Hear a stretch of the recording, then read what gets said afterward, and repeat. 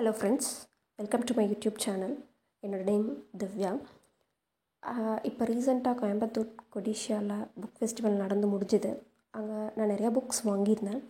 அதில் நான் வாங்கின புக்ஸ் பற்றி ஒரு வீடியோ போடலாம் அப்படின்ட்டு.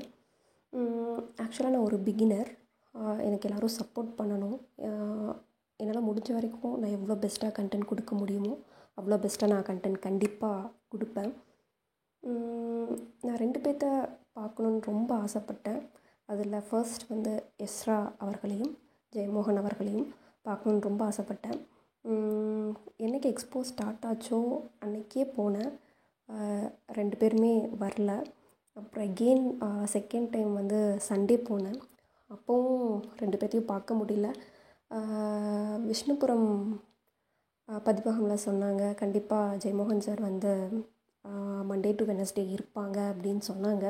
சரி, அட்லீஸ்ட் சாரையாவது போய் பார்க்கலாம் அப்படின்ட்டு போனேன். சாரை மீட் பண்ணி அறம் புக் வாங்கினேன். அந்த புக் அவரோட ஆட்டோகிராஃபும் அதில் போட்டு கொடுத்தாங்க. அது மட்டும் இல்லாமல் நல்லா பேசினார். ரொம்ப ஹாப்பி. அந்த மொமெண்ட்டை டிஸ்கிரைப் பண்ணவே முடியாது, அவ்வளோ ஹாப்பி.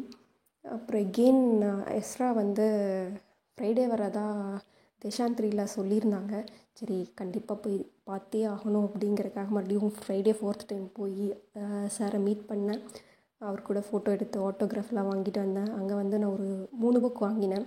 என்னென்ன புக் அப்படின்னா, ஃபர்ஸ்ட்டு தேஷாந்திரி, அவரோட பெஸ்ட்டு புக்னே சொல்லலாம்.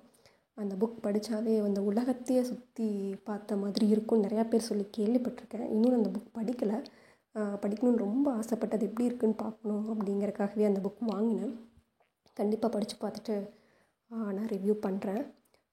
அப்புறம் செகண்ட் புக் என்னன்னு பார்த்தா மவுஸ் பாஸ்வேர்ட் அப்படிங்கிற புக்கு. அந்த புக் படித்து முடிச்சிட்டேன். நல்லாயிருக்கு. அது பெரியவங்க தான் படிக்கணும் அப்படின்னு இல்லை, யார் வேணாலும் படிக்கலாம்.